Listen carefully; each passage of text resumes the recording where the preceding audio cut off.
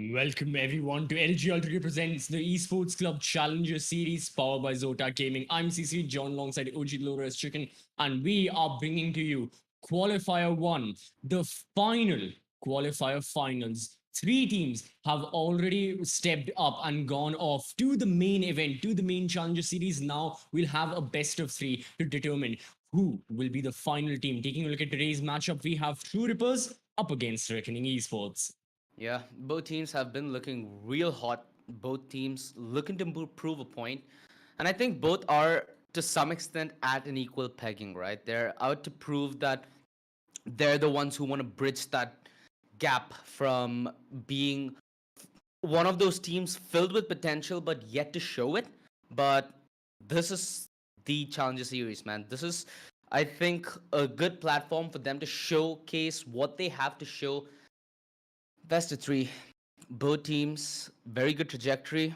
I think it's going to go all three maps, buddy. I think it's going to be an extravaganza to end this matchup today. Yeah, I agree. I mean, seeing the performances of these two teams in other tournaments, most recently we had season 4 of the Gauntlet here, the Esports Club, and both of the teams, they made some like really good progress heading into the final stages of the Gauntlet. They went into the playoffs, the quarterfinals, believe they reached the semifinals, although I can be incorrect with that one. But regardless of that, yeah, great performances overall. And we expect them to have become better and, refined and rectified all of the mistakes that they were making previously to make sure that they're a solid roster right now. And speaking of the rosters, well, let's have a look at the rosters as well. And starting off these teams, we know these players. They have been staples of our entire Valorant, like South Asian Valorant ecosystem. Truerippers, you've got Crosshair, Relic, Paradox, Master, One Top Core, and then you've got Bones as well. We know these guys, and we know this roster to have been formed for quite a while now. Like they've been together as this pairing, and they Mhm. have been, well, as their name says, ripping apart other former tier 2 teams, and at times even tier 1 teams of the region. And they are just really a step away from becoming the best. Yeah, and I feel like at least for this matchup, it's so fitting that Reckoning are gonna be what they need to overcome, right? As soon as we get to look at the roster of Reckoning, you'd come to imagine that they're pretty good players themselves. So, in terms of skill, in terms of the caliber, there is no kind of deficit between the server. Everything is dead even. The one thing, though, that I will give to Reckoning is their versatility. And not only the compositions that each of the players can fulfill, but also the amount of maps that Reckoning can play. I like how this roster has gone from, having Deadly main the KO, then he's going over to the Jet. You have players swapping roles, and every time you're gonna play Reckoning, at least in terms of in a month by month progression level, it feels like there is something different this team can offer. Absolutely so. And now, as well, the question has to be asked, what are Reckoning going to offer against Troopers? Because, as far as I remember, one of the last times we saw both of these teams against each other here, the Esports Club, was all the way back in January or something. So it's been a while. Yeah. They've met up against each other in other tournaments and such, and probably even in like private scrims, they've played against each other. I mean, they are of roughly equal caliber, no doubt. But in a broadcasted environment with so much on the line, with qualifier 1 being single elimination, either you make it and you go into the main event or you go home empty handed, try your luck in qualifier number 2. You really don't have a lot of options at hand. You have to give it your level best. If you Yeah. do make it into the main stages and if you make it into the challenger series, things get easier for you. It's double elimination. You have that safety net. Even if you lose a best of 3, you can still stay in the tournament and make a relatively decent run. However, you do not have that luxury right now, which is why both of these teams, whatever aces they'll have up their sleeves, they have to bring it in all of the maps. And speaking of the maps, well, let's jump into the veto and have a look at the maps that will be featured in this BO3 today. We'll be starting off with Icebox, followed up by Haven, and if we do go to the map of Sen, well, it's the perfect decider. Hmm. I love the fact that we have Icebox here. Haven, in a sense, especially Haven, a map that we've gotten to see quite a bit here at the Esports Club Challenger Series. So that's no surprise whatsoever. I'm expecting this to go to a map 3, man. I think that we are gonna have Ascent, no cap. Could be. Now, the thing is, I'm still gonna stay on Icebox, and as we were talking about that previously, prior to the challenge series that we have going on right now, the last time we saw both of these teams was over at the Gauntlet, and when we did see the both of the teams, their final match, which was in the playoffs, both of them played against Team Snakes, who end up to take the tournaments. Congratulations to them. But anyways, about these two teams, both of them met up against Team Snakes on the map of Icebox, and the thing is, both of the teams lost, but there was a significant difference. Truerippers lost to Team Snakes 4 to 13. I would say that's not a whitewash defeat, but still something that you have to improve on.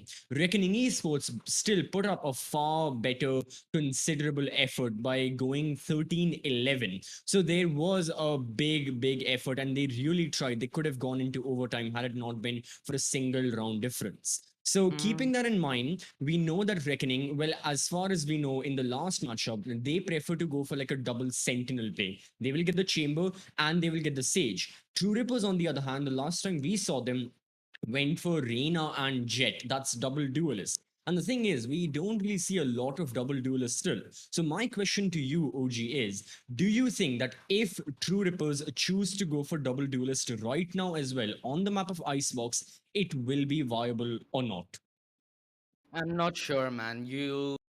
I really love the Jet on Icebox, but that's something that simply got phased out by the Chamber. And usually you'd see teams maybe take that raise, maybe take that Rana, because if you look in the grander scheme of things, in Icebox on the defense duty, you have sniper duty covered if you have the Chamber. So a lot of what the emphasis of Jet pre-Chamber was now removed, and you've seen that Viper is especially prominent on Icebox as well. That's something that's never phased out, even though Viper was hit with a couple of serious nerfs. So those two things alongside a Sova being more or less staple is what I have in mind. So I don't think Right. we're gonna see that double duelist. In fact, the only time I think we did see a double duelist should be in Bind when I forget who it was. It was a matchup yesterday. So if it was As EG. Enigma. Yeah, it was EG, and it was against EG. It was Septim Esports where they had that Jet raise combo. So it was something that you don't get to see much, and for a good reason, right? With the way utility has completely phased the meta, and now with there being a new initiator added to the game as well in downtime, it's quickly gonna be like a map where only somebody like Jet is prominent, only somebody like Raze is prominent. Hell, I hate even throwing the word Rana in there because sure, in your pugs it'll work, but in your professional games, they don't give you duels which are not in their favor. They simply won't take it, they'll run away. And that's why you see the Rana fallacy where if you nerf it, you're gonna get it out of the pug meta completely. But if you buff it, it's Right. gonna be breaking the pro meta altogether. So they just leave it altogether. They're like, it's there in the side, let Rana just exist. Hey, sometimes it has to be like that. But yeah, Icebox is a map. We've seen a lot happen there. We used to see, I mean, we still see like double Sentinel. It's a preference that has, and it has become a staple of Icebox. Double Duelist, like you For mentioned sure. earlier, in South Asia, almost everyone used to run. And when I say earlier, I mean like a solid half a year ago and stuff. So Easily, yeah. it has been phasing out slowly but surely. And it begs the question, like, what is going to be the next meta? Are we going to be sticking to double Sentinel? Because Viper, like you said, even be it the nerves, she is still quite prominent, and she has to be. Like alongside Breeze, Icebox is her map. She is a homestay right here, and she still has an immensely high pick rate compared Yeah. to other controllers such as Astra, Omen, Brim, who don't really see the light of day too much on Icebox. On other maps, sure, you will absolutely see those controllers, but when it comes to this map, I really don't think Viper will be changed out. If she has been substituted by any one of the teams for some other agent, that's really going to be interesting because that leads to so many new possibilities rather than just the same old Valorant that we know takes place on Icebox. You go put up the toxic screen, you utilize the toxic screen, you go for the one Viper smoke that you have, then you Hmm. use the abilities, execute all of them, push into the bomb site, plant right at the corner of the B bomb site, play from garage, play from the yellow boxes, post-run scenario. We know how it goes. Everyone Yeah. does. However, what we want is change. And that's exactly what everyone is looking for as well. Are the teams looking for it? Well, it's a question the teams themselves will be answering, and we'll be jumping very shortly into Icebox to get to know that answer as well.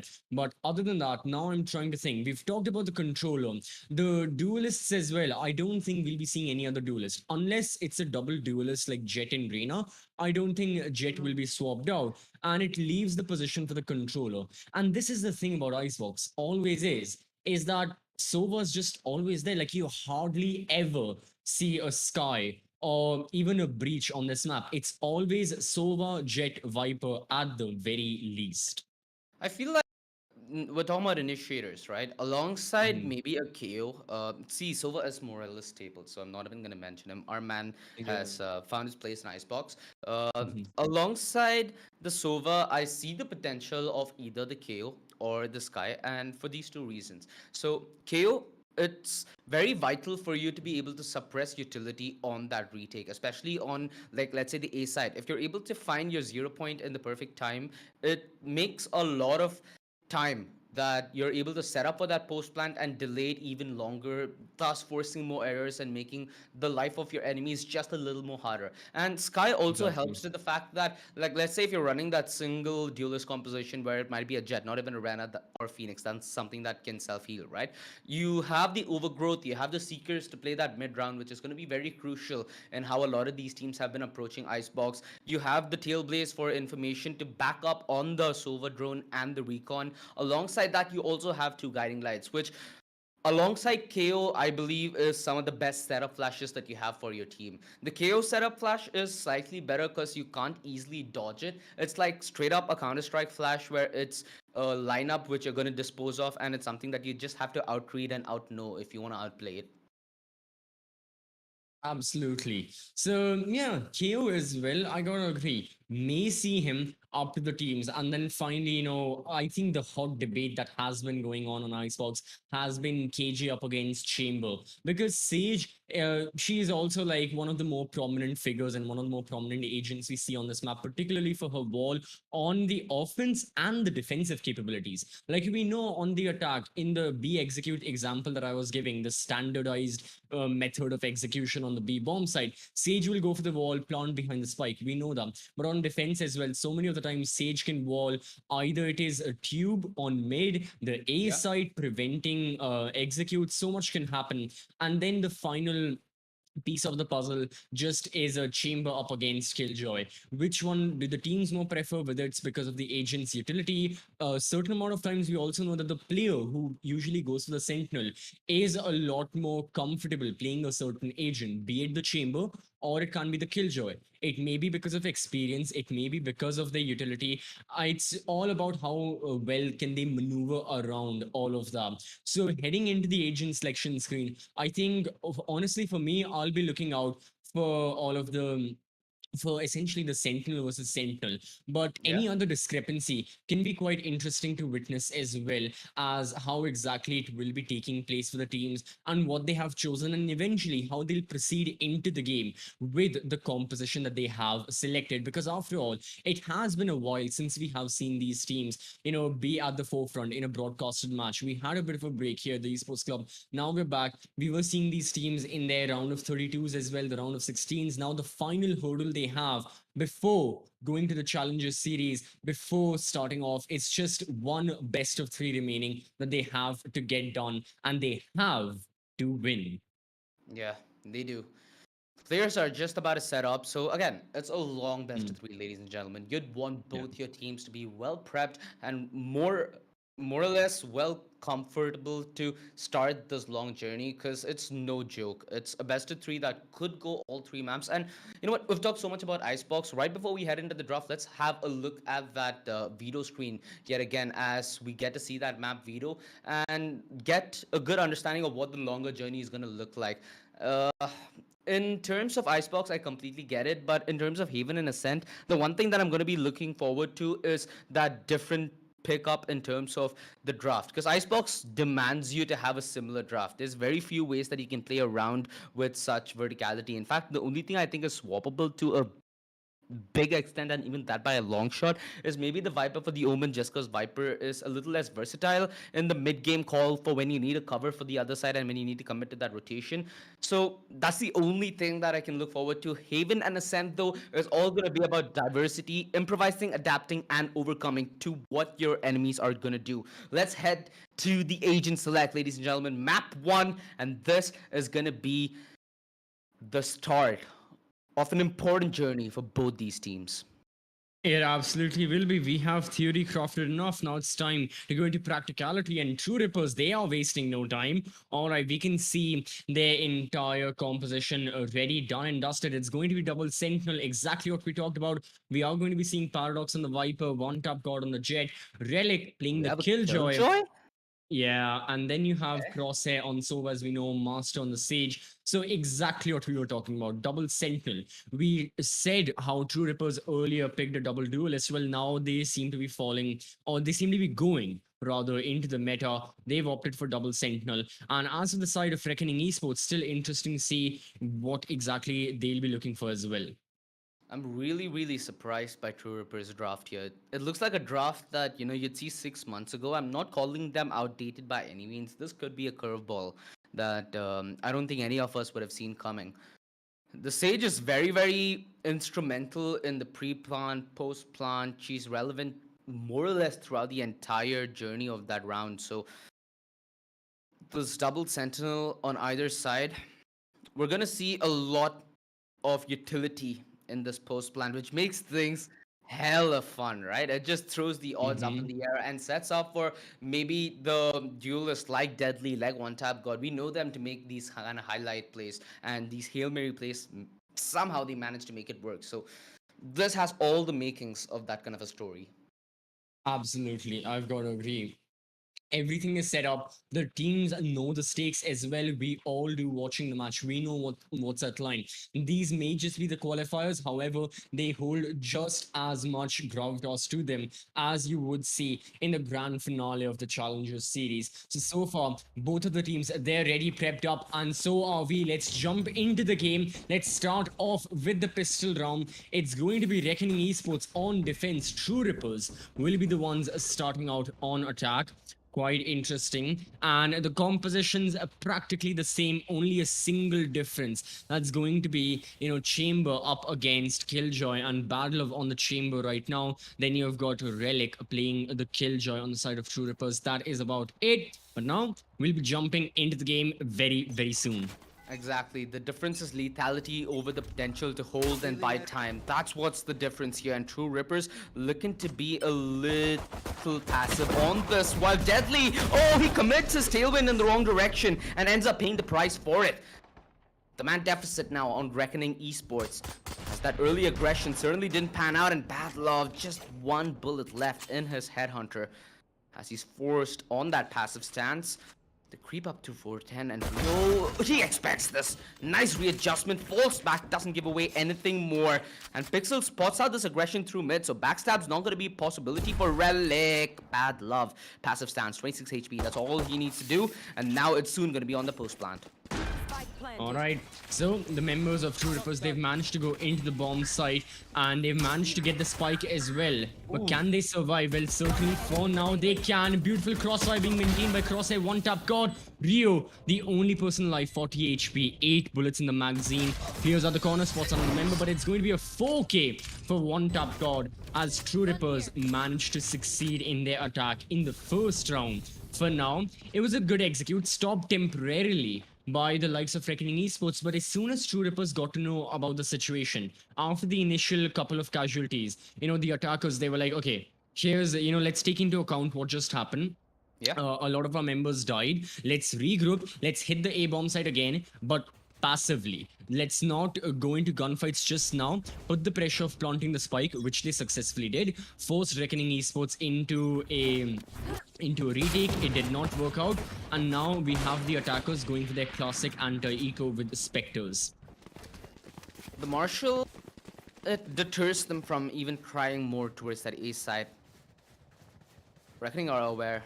They're committing this rotation, not going to be in the nick of time, however. They'll need to find these Hail Mary kills as they come, and so far, Deadly stands the chance. Smoker been severely tagged, and Deadly so needed to land those shots, at least a tag, to make the job more easier. Paradox! The Spectre drive by. He has no mercy. Whew. Paradox with the bed. Okay. Viper diff comes in, and it's all left on a Deadly. Nothing much he could do with that Marshall as he was double peaked. This round was well navigated by Truerippers. They took aggression at the perfect time, they played off each other perfectly, and Reckoning Esports, they had a minor investment in the round prior, not gonna hamper their investment right now. Sure, a couple of them might be a little low on shields, actually a majority of them. It's Deadly, Bad Love, and Rio. But they've invested down to their final penny, and you better hope that this is Reckoning Esports fighting back. Now they can, the previous round, okay, yeah, they were absolutely caught off guard by Paradox. Round number 1, it was one tap god getting your 4K. This time it was Para. In the members of Truerippers, they absolutely will be looking to continue that spree. However, for now, Deadly 10 stops that temporarily. That's one rifle dropped, a rifle picked up. However, the body count goes down. It's a 4 versus 5.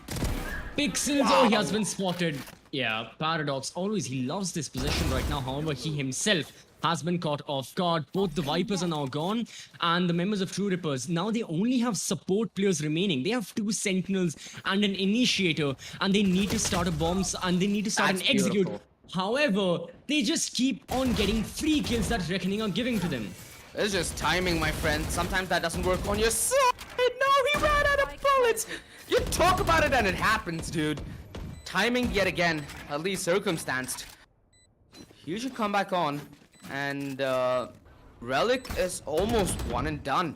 They're just relying on Relic to be overlooked. He has the Spectre, makes it very, very potent at that range. The reveal's not gonna give this play away. He bites his time and bites at the perfect moment. Smoker gets deleted. Master, very well done. It's all onto this one-on-one. The Spectre, close range. Something that you don't want to toy with. And Truerippers, the amount of times they were so fortunate in this round to be in the small window of opportunity. Oh god, RGE would be kicking themselves because they lost by something that wasn't even really their fault.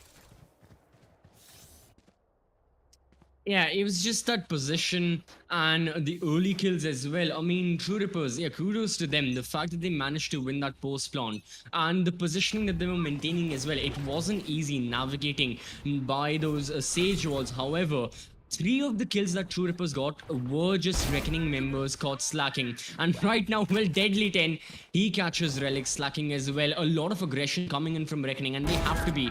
Paradox in spawn, gets 1 kill, looking for another. It's going to be Vandal up against the Blades. 1 Jet against a former Jet. And seeing how this goes, it can be interesting. Meanwhile, on the B bomb side, we see that Reckoning have finally gained control of the matchup. They stopped the execute happening preemptively. You had Deadly 10 pressuring a lot from attacker spawn, which is why none of the members of Truerippers could entirely commit. And now it's all down to Crosshair peeking the angles, but Reckoning no, to be the smarter bunch and not peek the angles already. They still go for something. They gave away 1 kill. Can be another if Cross is smart about it, but no, it's going to be a win for Reckoning based on and thanks to their ultimates. It's going to be nonetheless a thrifty win.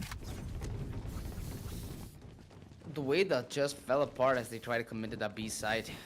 Rio on the Marshall is an absolute menace. Even though he might have just gotten a kill or 2 there, it's more about buying the time, right?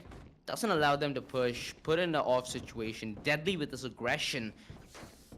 It all plans out in the favor of Reckoning, and it all goes in tandem. But this is the first round where it's happened, and they need to replicate this. Truerippers not having any economic turmoil. Why? That's so unfortunate. Pixel so precise with this flick. And again, timing.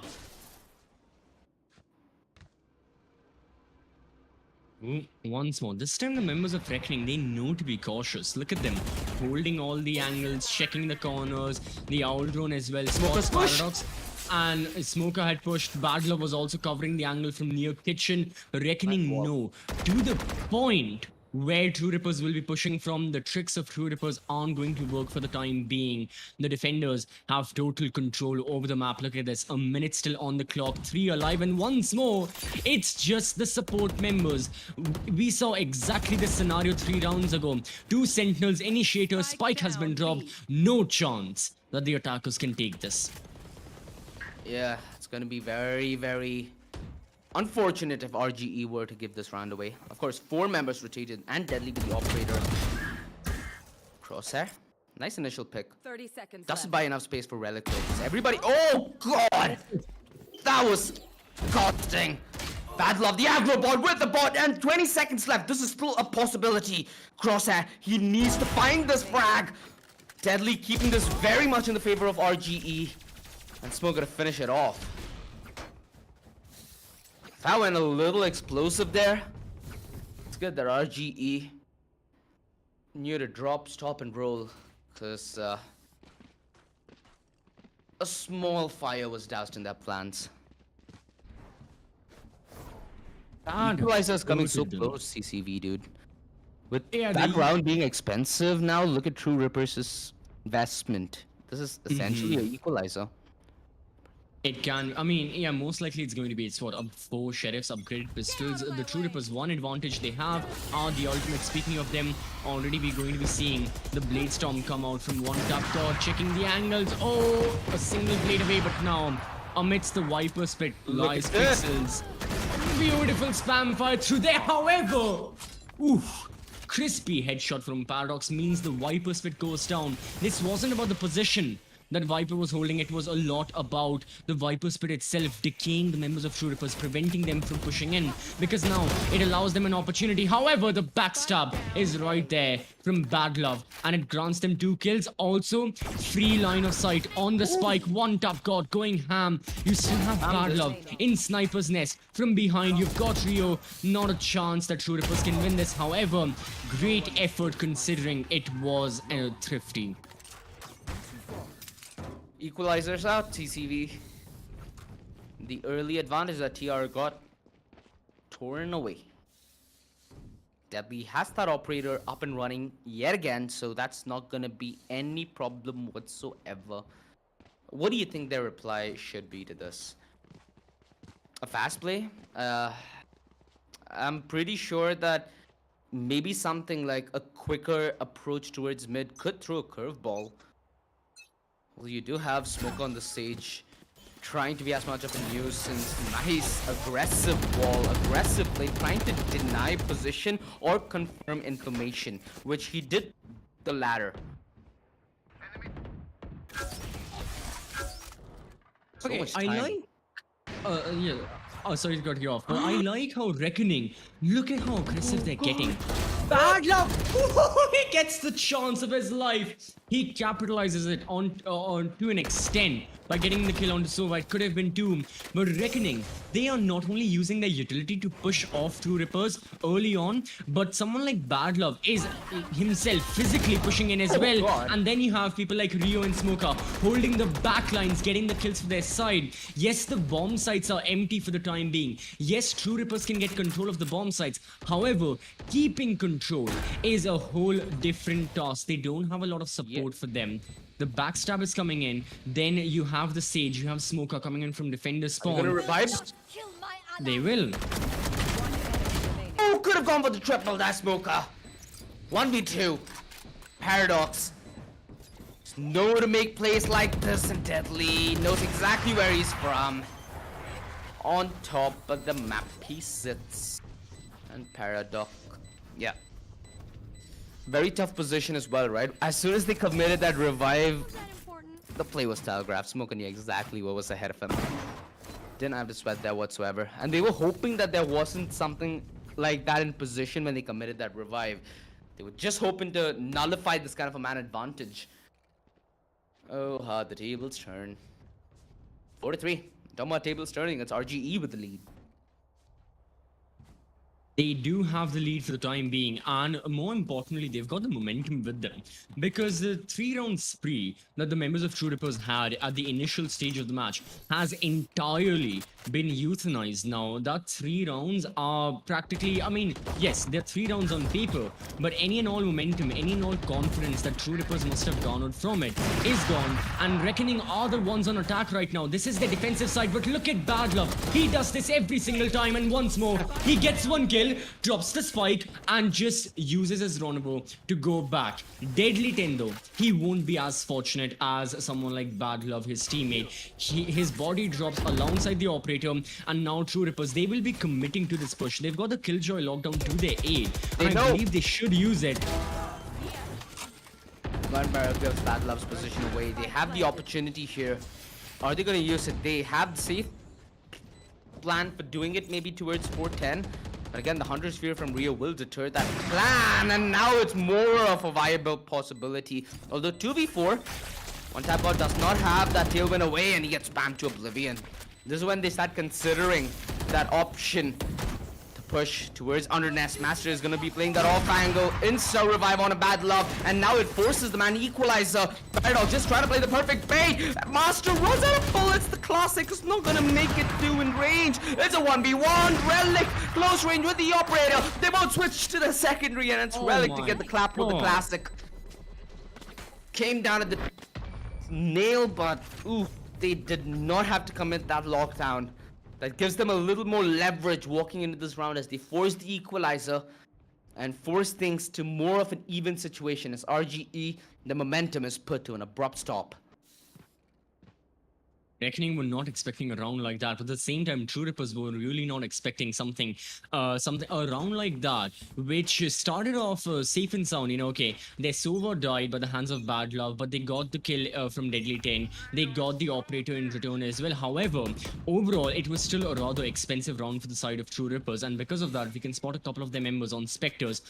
The good thing for the attackers is that the operator's there, and very soon we're using Opus is up. It's gonna be Deadly 10, knowing which angle to maintain. He clears it out. That is one person gone. That's another dispatch towards mid, and Reckoning Esports have a total lockdown of the entire map. But Truerippers, they are going to be committing that Killjoy utility to try and etch out an A execute. At the very best, they can get a spike plant down. However, winning this round, highly unlikely. That they got detained could be a deterrent for an early counterplay. Well, they want to play retake. They're going to do it together regardless.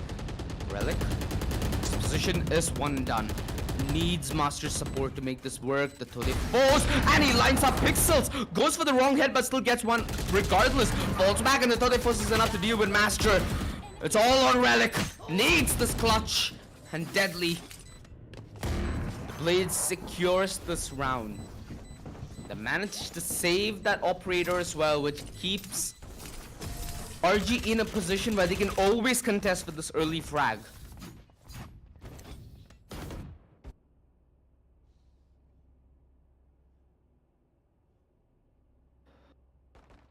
What's the plan of Truerippers now? Their economy, it's not looking great because of how it just got reset, like in a painful way. They need to eco, which means they're gonna most probably give away the 6 to RGE. Things start to look a little complicated now, but not in a bad situation, you know? They're nowhere close to a nightmare. They can dig themselves out of this. I always have this theory that worst case scenario, just wait for the attacker defense side swap, because like it gives team a entire reset. And I don't just mean that your sides have been swapped. It gives you a mental reset as well. You know, whatever you believe in, whether you believe in that our composition is strong on the attack, on the defense, or you believe in something extravagant and something completely superficial such as the 9-3 curse, whatever it is, hey, it can favor you. But so far, yeah, I have to agree with you, OG. Truerippers, they're not in that big of a mess. They're only trailing by a single round. And okay, this round as well, considering the fact that it's only upgraded pistols, a thrifty for them, and the fact that Reckoning most likely will be winning this one, it is highly unlikely for the attackers to take a win. But they can try to get a good harvest. Wait a minute, Deadly 10. What a kill he got. And Bad Love going ham with the Vandal. It's going to be a simple yet efficient, flawless round for Reckoning Esports.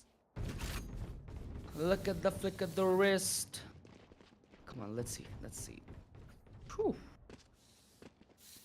Nice, Sue. Like you said, efficient cleanup. Didn't lose a single member. What's their ultimates looking like at this point? Apart from maybe Right the here. Viper's pit, Right here. everybody else from Reckoning relatively far away. Master, Paradox, Relic, and sort of touching distance to their ultimate, respectively. That being the Revive, Viper's pit, and the Lockdown. Crosshair has his Hunter's Fury. These last 2 rounds, it's gonna be hard to even put a stop to this momentum. Reckoning have been in a good trajectory. They've built a decent bank. They can reinvest in the operator even if they do lose a round like this. So Deadly ain't going nowhere.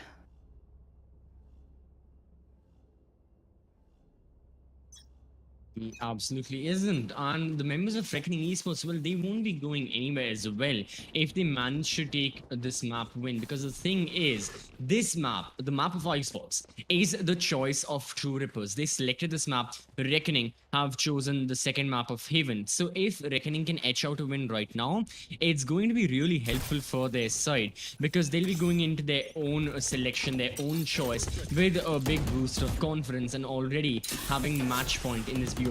But regardless, let's get back to round number 11 on Icebox once more. Bad Love. Another Dude, he time. does this every single time. He does this every single time, and every single time Truerippers are caught off guard. This time, Truerippers choose to overextend back into the A bomb side. They're looking for an execute. So far, they get 2 kills for the price of 1. Bad Love's location as well, entirely known. He gets dispatched, and though Reckoning got that early kill, Truerippers, they still get the round in my opinion, because yeah, from the looks of it, this is a done and dusted situation. It surely does look like it, Deadly. I'm surprised he's not contemplating on a save of the operator. That's so quick reactions. Too quick even for the operator. Oh, he lined up. Only if he'd have been a little more patient on the trigger. You know, we've been seeing a lot of fancy stuff from either Jets and whatnot, but just press tab once and you'll understand that both the sides have the controllers hidden hard. I mean, Sentinels. Bad Love and Relic, especially Bad Love. It's been such a lethal chamber. And like you said, it's been going all the way in the back lines, dropping the spike, and then coming back all the way to his. He's done that 3 times, dude. Come on. Exactly, dude. This is like molding level stuff. Yeah. Not the top of 410, alright? Usually you see the Vipers do that on the top of 410, but I love this one even more. It denies a lot of visibility and maneuverability for Truerippers. They know it. Pixels manages to fall back, avoids the spam. So deadly, man. So dangerous, dancing the dance.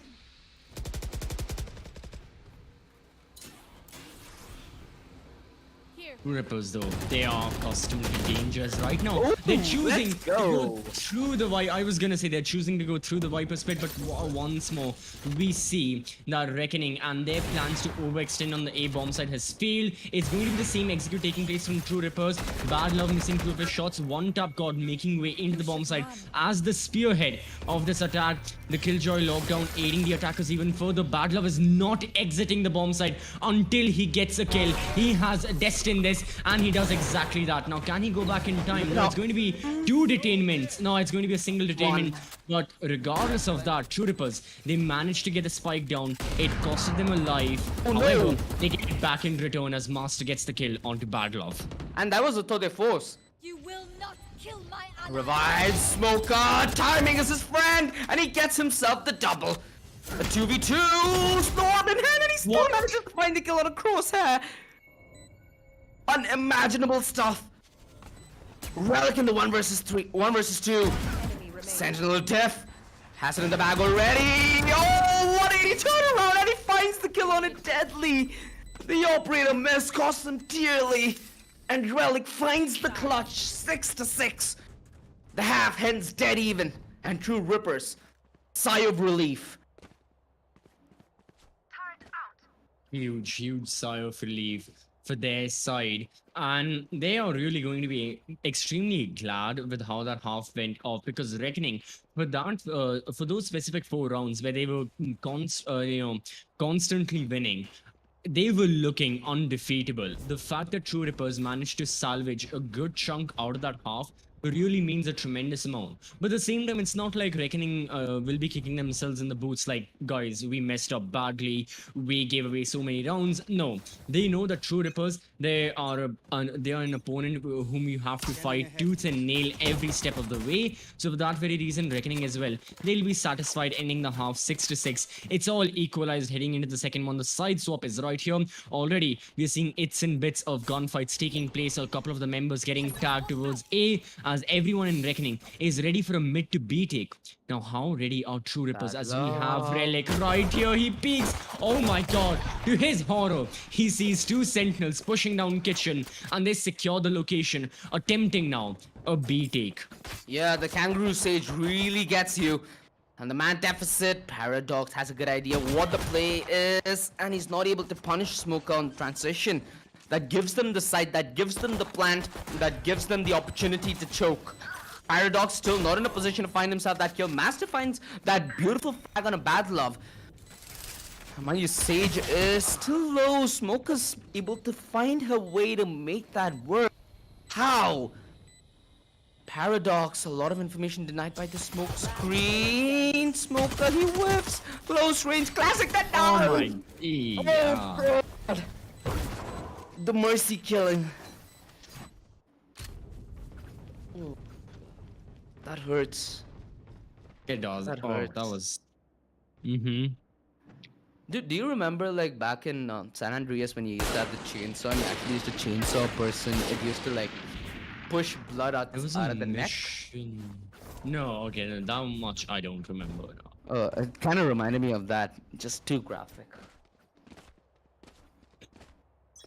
Um, love how your concept of too graphic is GTA San Andreas, a game that came out in what, 2005 or something.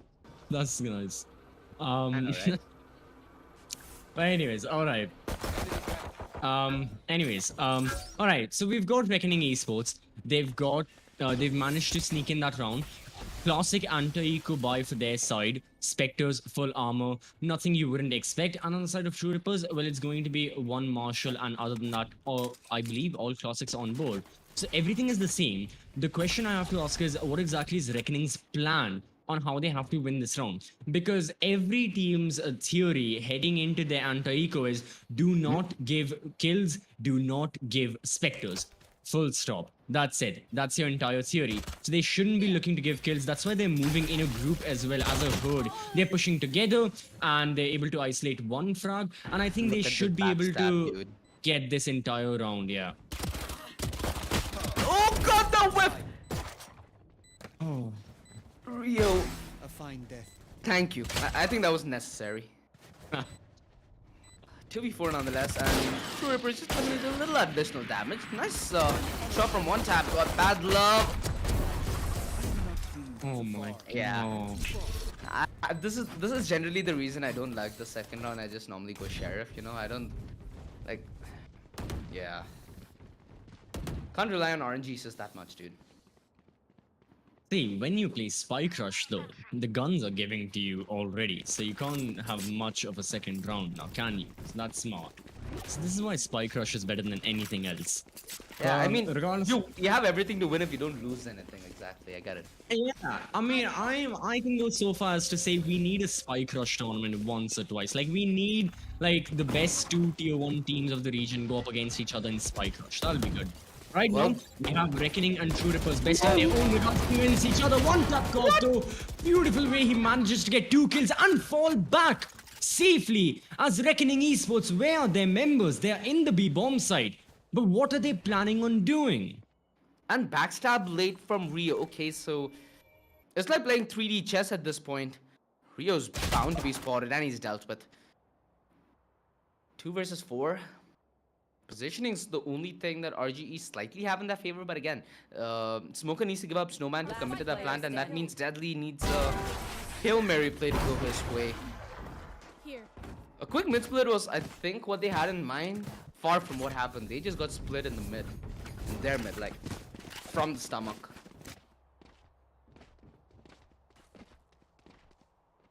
I get that it was a bonus round, okay, but it ended like that. I mean, Reckoning, yeah, really, it wasn't the best look for them. They've got to be more careful. Yeah, it was their own tactics being used against them. What did we see from Bad Love on the A bomb side? As the chamber pushed up near the grills area, got a kill like 3 times and uses rendezvous to fall back. Exactly what one tap god did, but instead of the A bomb side, it was towards mid. So yeah, Reckoning have got to realize that they can as well get a taste of their own medicine. They have to play against it, which is why for this, for that very reason, we see the Owl drone going in before anyone else does, and that allows Bad Love to get 1 kill because of the mistakes that were made from the Jet on the side of Truerippers. That's 1 person down, but the defense still stands. Reckoning need to find an opening into the bomb site rather than just casualties as well. Casualties will give them the numbers advantage. However, they have to make way, and for now they'll be making their way back into the spawn. I was gonna say Deadly had that opportunity. Down. Why do we jinx everything, dude? It's like they didn't check. This guy shot, information given. Deadly disadvantage, doesn't care. Peeks and gets that frag. Makes sense. Just like this hit does. 3v5. So far, Truerippers afraid to commit. They might just play off each other in this post plant. Crosshair spots the body, spots the spam, and with this utility should spot that it is a bang on hit.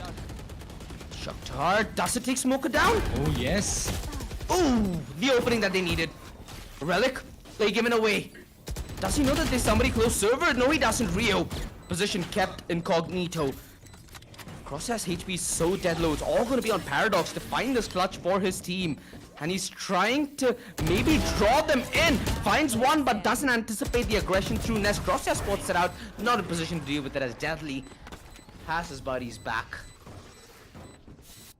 A lot of individual peaks, and that's what Truerippers just wanted to throw at Reckoning Esports. Doesn't yield them results. Hope that, you know, that trend changes.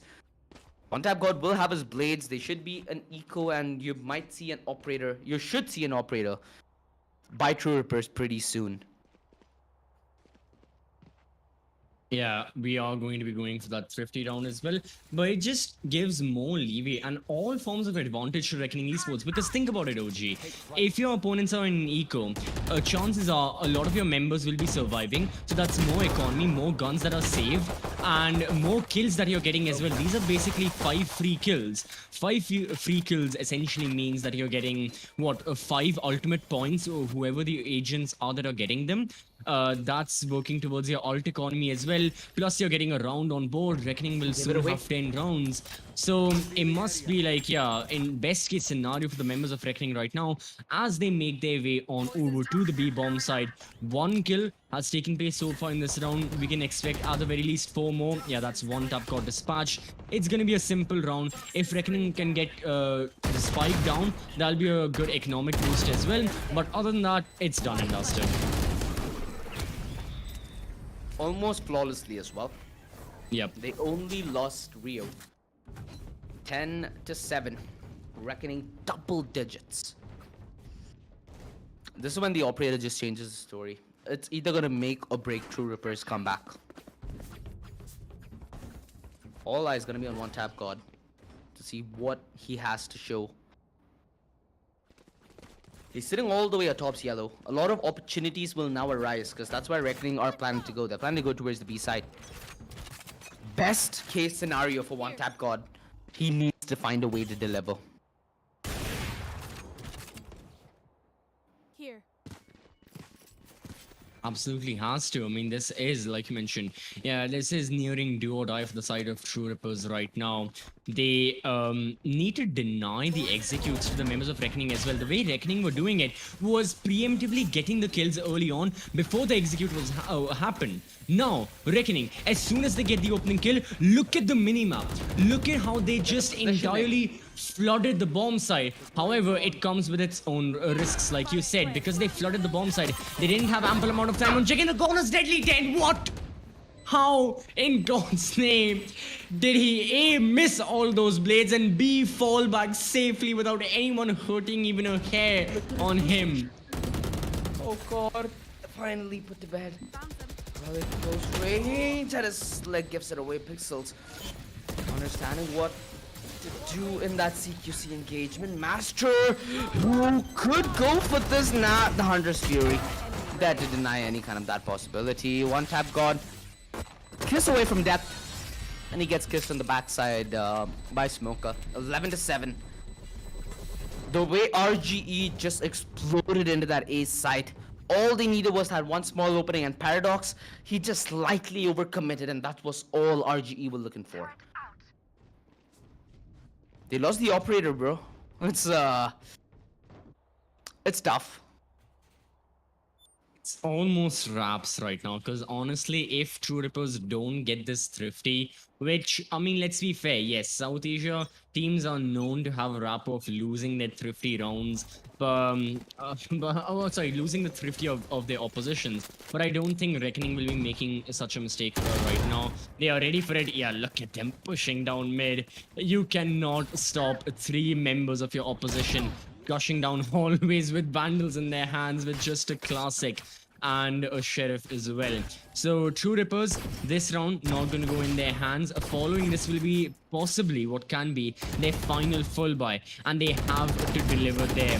Otherwise, Reckoning, they'll be through on over with the map of Icebox in their favor. As we see the final instances of round number 19, it's going to be a flawless round. Map point. RGE. Looking more than comfortable on the attack. This has been a very, very smart way that RGE are playing their attack, right? Their mid game seems very well thought out. Their utility seems bang on perfect.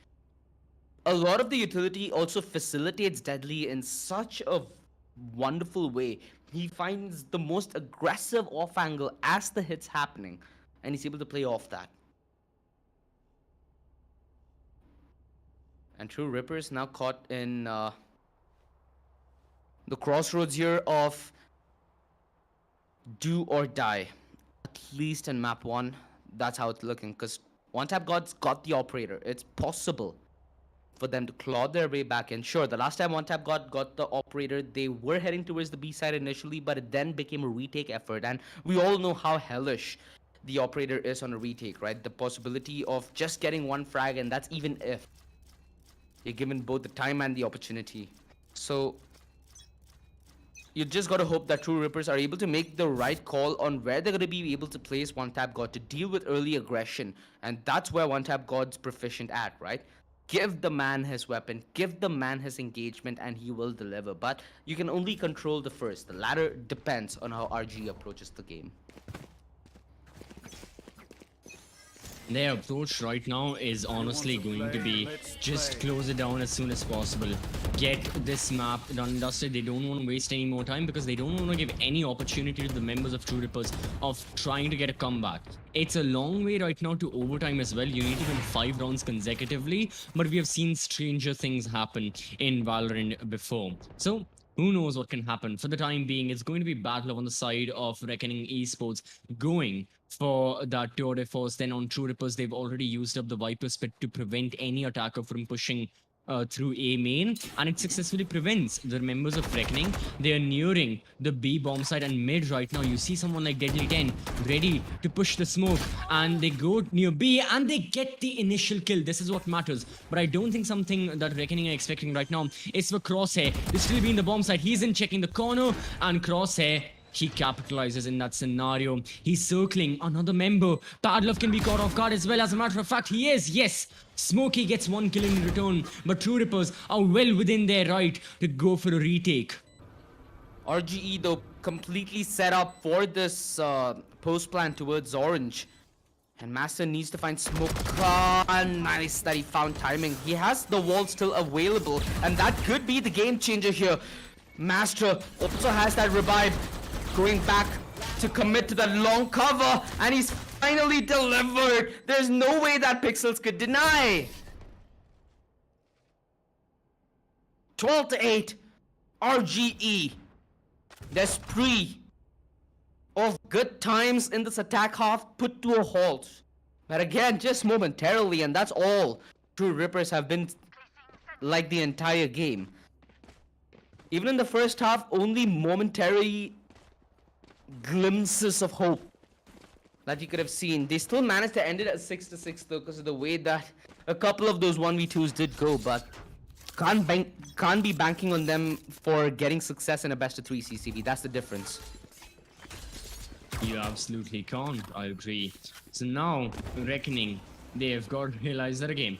That round, could have been better, could have been the final round of the entire map. There's always a second chance they have. Truerippers in the meanwhile, I think something must have happened within Truerippers. They must have realized as soon as that round ended that we can improve, and they absolutely are. Not really sure if this is Truerippers showing a new side or Reckoning Esports absolutely falling apart, but that's a flawless win for the defenders right there in a full buy round, and Reckoning themselves are now going to be forced into economic despair if they're not careful with how the rounds are going. This round, pure mismanagement, not checking the angles, not covering the corners. Everyone was absolutely disconnected as to what was happening from the side of the defense, and this is, I believe, the final round Reckoning can afford, where they can go for rifles full armor. If they lose this one, it's going to be an extremely tough situation for them. Deadly will be close to his blades as well, so still possible for them to do damage nonetheless. It's Truerippers who are treading on thin ice, and they need to be careful with every step they take. Comes the opportunity of RGE closing map 1. One tap god gives away a little bit of information, and I think that's just in vicinity for Bad Love to be more than aware. The gun barrel not spotted though. Oh, one tap god! Inhuman stuff. He just got badly loved there. Get memed. Deadly though, timing perfectly done, and he's given away the play to Paradox. So Paradox is just biding his time. The rotation not committed as deep, so RGE have the opportunity to then turn tail and head towards this B side. They still have 2 members to face, so regardless where they go, they need to do the tango with death. Pixels though, from the back, he looks to make it wild. And that might just be enough to deter Relic from having the right angle as Rio crosses the corner. And with timing and pacing, Reckoning Esports regaining complete control of the round. Oh. Wait a minute. This can be favorable for their side. Master can get the kill on the Smoker. No, Smoker retreats and crosses safely. This is exactly what Reckoning were looking for. They aren't necessarily looking for kills. They are just looking for a way to maintain their man count, and they absolutely will. I think this may just be it for Truerippers. It was a great effort from their side. We see Master and Paradox, their perspective as they engage in duels. However, they cannot engage in success. Reckoning Esports will be taking map number 1 for themselves as a win. I told you, CCV, at any moment RGE can just turn the tables and take map 1. It is very, very thin ice that our boys from Truerippers were treading. Sadly, they couldn't tread safe enough.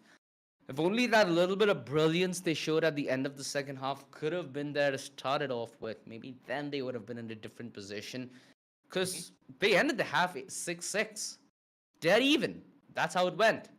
And still, RGE, they just looked the class apart, man. Even on the attack, I loved RGE's utility usage. It's so well thought out on facilitating both Bad Love and Deadly on that aggressive, especially Deadly.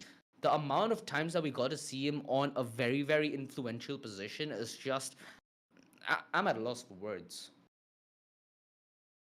Yeah, their attack was absolutely their strong point. On defense, a couple of mistakes we spotted here and there that Reckoning could have improved on. They absolutely needed to improve on as well if they ever plan on playing the map of Icebox again, which I believe they will. It is a well thought out map for them, and they look good there, with a couple of exceptions and them.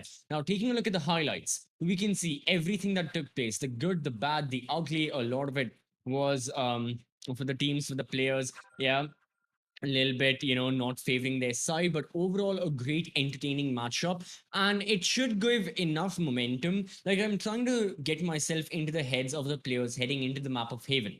For Reckoning, they have just won the map of their opposition. They are ready to go into the next map with an advantage, with mental momentum as well. And with the fact that they have the match point, they will be more confident than ever. Truerippers, on the meanwhile, they know they have the potential to go for the win, but because they're knocked the peg down, they need to catch back up, and it's in the act of doing so that they may fall entirely out. So Truerippers have to put in extra work in this map if they want to stay alive, and if they want to move on towards the Challenger series. It's gonna be hard, but it's a fight that needs to happen. Yeah, dude. Reckoning, they just seem so well put together. Some of these circumstances as well. Like, imagine if Master was able to claw that one back. Of course, Truerippers, they had a couple of rounds where it wasn't only weaponry but also utility to be a small concern. That all goes back to not having that great of an economy. At least with the first half, it felt like it was more dead even, right? There was a rebuttal most of the time, but as soon as you saw in the next half, Truerippers, they started to look a shell of what they were. Mm-hmm. Oh god, these Spectre rounds, dude. These Spectre. One thing I'm very happy that Valorant has is very less in terms of their eco rounds, so you don't see as many Spectres as you do in other tactical FPS games where you need to actually have a lot more saves, so you get less of that bonanza. You do. Now, okay, so we saw what happened on Icebox. The thing is, we have seen a major shift in the tactics of these teams in the bit of the off time that they had when no tournaments were happening. Truerippers changed up their compositions, and overall, from both of the teams, we have been witnessing a change in the agent archetypes that the players have been playing. From the side of both Reckoning and even Truerippers, we know that certain players who used to play, say, the controller now play the duelist, who used to play the duelist controller, vice versa. Do you think, OG, this is the final stage we will be seeing of these players? Like, this is going to be the core. They will be sticking to these agent archetypes or such. Nah, I really don't think so. I think this is a org and roster that continues to adapt, and I think that this is just a phase. Well, it's been a good phase of this best of three. Map one's over. Yeah. Before map two, though, we're gonna head to a short break. Huge shout out to our sponsors to make this tournament possible. Again, if you're just joining us, you are watching the LG Ultragear presents the Esports Club Challenger Series, powered by ZOTAC. It's been a nice match one. I'm hoping for a really, really good map two. That's something you have to wait for. We'll be right back.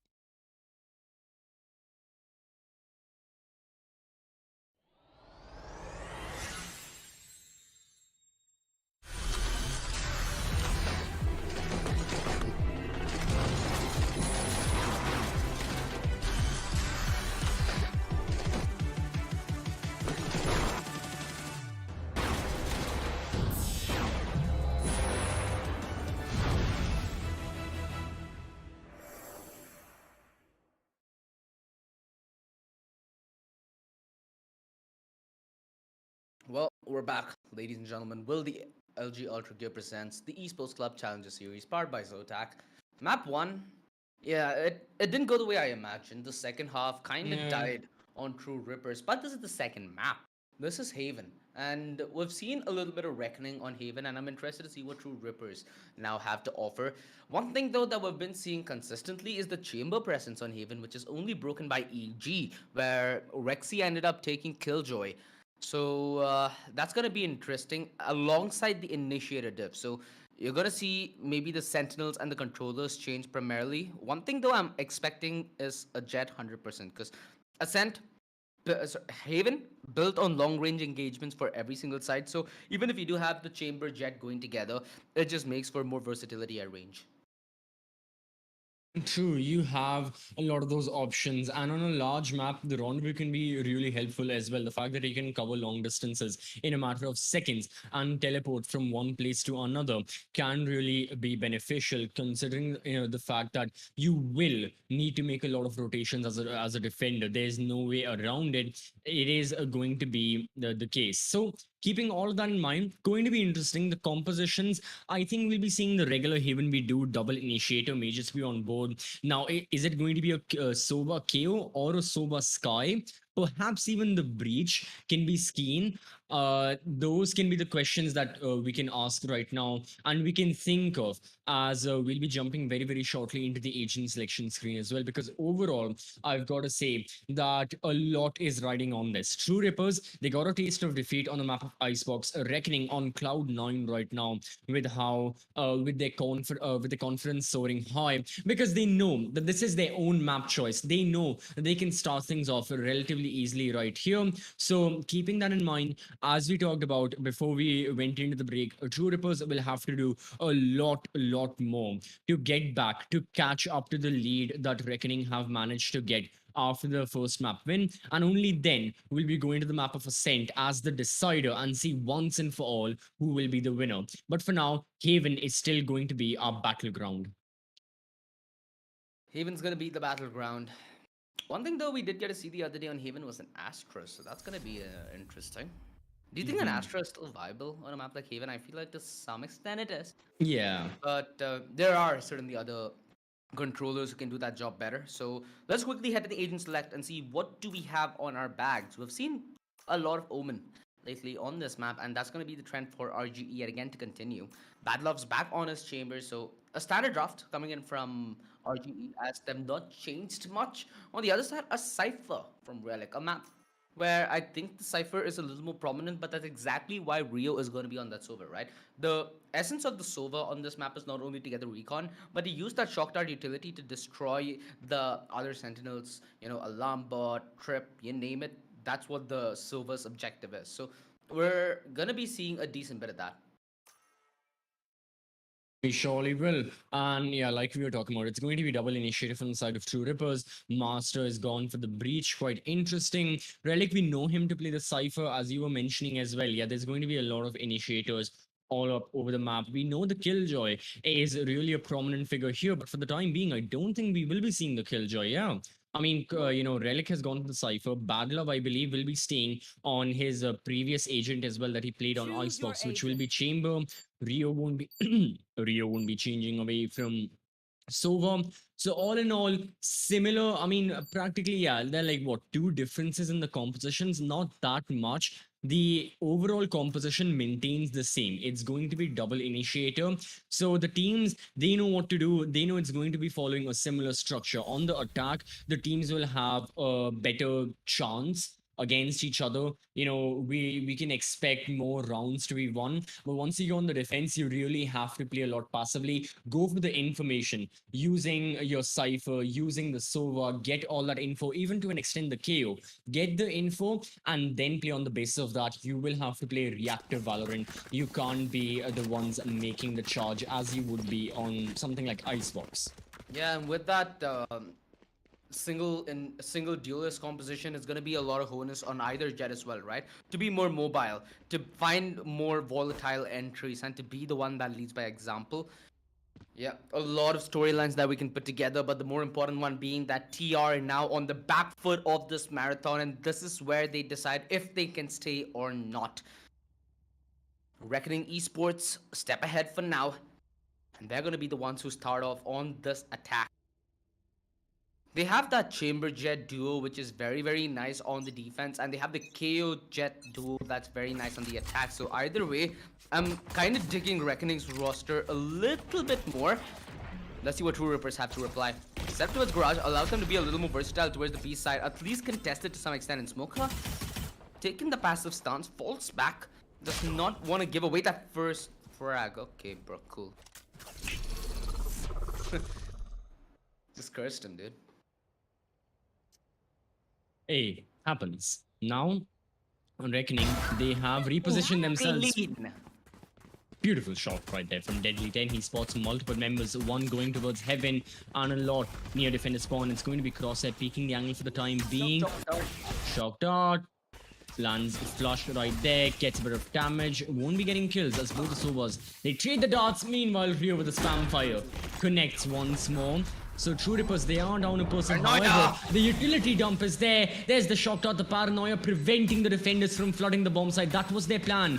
Their plan was to flood the bomb site, but look at this. Master has to fall back as well. He'll be good for one, but he has to keep his position, which he will be unsuccessful in doing so.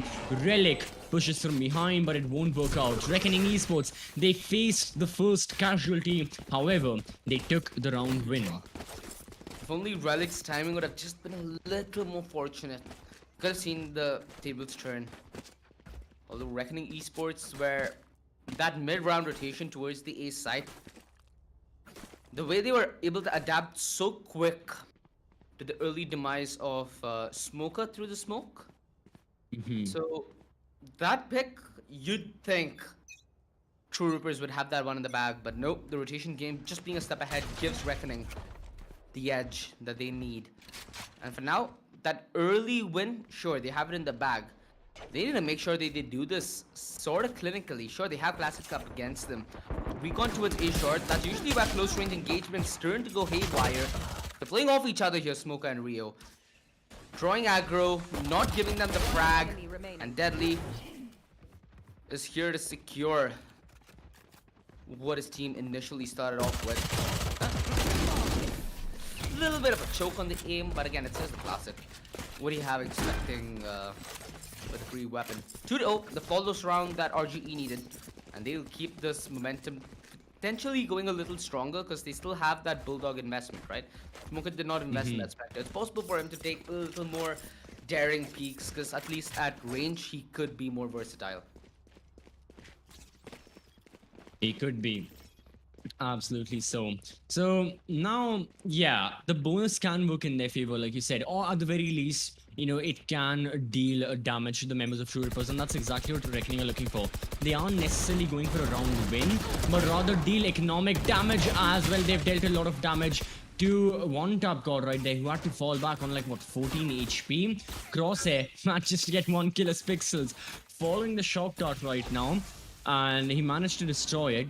Repositioning right here from the Jet has got to be careful to evade those bullets. Only one stray bullet, and that can be that. Even shrapnel can be lethal, as this is the plan of Reckoning. We saw this even in the pistol round, that okay, once the hijinks of the early round are over, the utility dump is done, you don't get any kill. Reckoning now reposition themselves. They get extremely passive.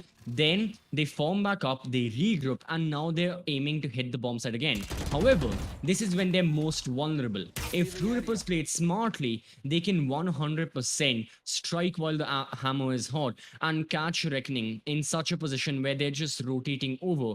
And because of that, Truerippers can get easy kills. Matter of fact, one of them we just saw right there in Garage. And overall, Relic being in the A bomb site right now, he knows it can be quite easy to just hold off these attackers who are just looking to plant the spike for now. To make sure he doesn't overcommit. He does, but still ends up getting the frag on it deadly. He was looking out for that exact play. Disgusting. Bad love. Doesn't even need the headhunter to get heads. Real close range Spectre. This is dangerous. Bad love cannot fall back in the nick of time. 14 HP, but one tap god emerges from long, like a Pokemon would from grass. 2-1. Truerippers found the first round. They have, and comes just at the correct time. They don't give away the bonus to Reckoning. That would have been absolutely destructive for the defenders.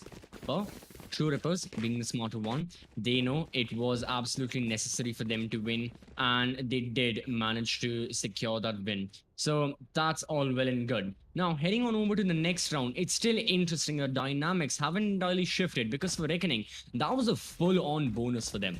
They had the Bulldog, they had the 4 Spectres. Truerippers, on the other hand, they still suffered a couple of casualties. So they'll have to, they can't go for a full-on proper full buy with like 5 rifles and such. They have to go for a Judge. A Spectre can be seen, and it's not that big of a problem. However, it's these minuscule advantages given to your opposition who can capitalize off of it if the need be. Paradox, though, in this smoke with the Judge, he can be the most advantageous person in this entire server at this very second if he plays it to the best of his abilities, which surely he can. The smoke goes over once more, and this is what we are seeing from Reckoning for the time being. They are extremely passive in the early stages of the round. They dump a bunch of utility, then they fall back. They haven't even gone for mid control, nothing in Garage. They're just using their utility in getting a bit of information. The fault line goes through, the owl drone goes through. However, in terms of the manpower,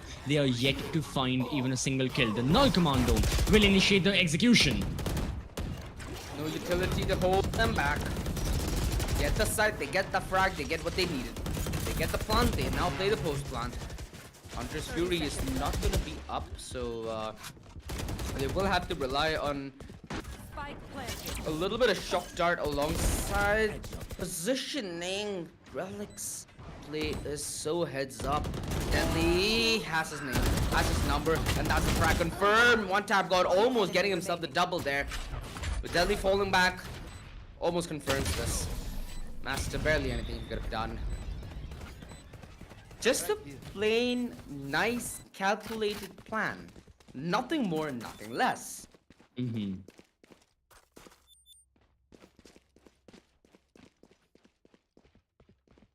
What do you... At least from what I'm able to see, a lot of the Sentinel utility that Relic is placing is not making as much of a problem for RGE. I think slightly changing the setup now is going to be helping them quite a bit, and taking a breather in a round like this where you only have classics is something that you couldn't pay for. So I hope that they take their time, they recompose, and they find a different plan. One tap god's whipped his blades out, but he's so darn low. It's going to be hard for him to make any impact without taking any sizable risk. Pixels gets 1 kill. And now, Truerippers, yeah, it's an eco for their side. They've gotten 1 kill. They should be happy with it. Can they get more? Highly unlikely. Beautiful headshot from Deadly 10. Through the wall. Very low HP. And yeah, not much to say about this round. The main thing Truerippers have got to realize is that their tactics early on, the setups and their own theory isn't working. Reckoning Esports, for all that we have discussed about their plan and how they start, it's simple and it works. Both of us have talked about it in length. and it's still useful. All Reckoning need is that one opportunity, one avenue to execute into the bomb site, be it because of kills, be it because of utility, it doesn't matter to them. As soon as they get a chance, they're going to strike, and they absolutely do. And for that very reason, they've gotten 3, which is going to be very soon 4 round wins. Just a shot. Deadly finishes it off though. 4-1. This RGE train yet to be stopped on map 2 as well. I started to look at the league as, you know, the second half in Icebox, where RGE are not giving anything away. Even the patience at which Deadly played the previous round was just perfect, right? Waiting for their aggression, then waiting for his teammates, and then taking the site. It sounds very simple when both of us say it, but to actually do it in practice and it work is a feat that a lot of people can't get. So yeah.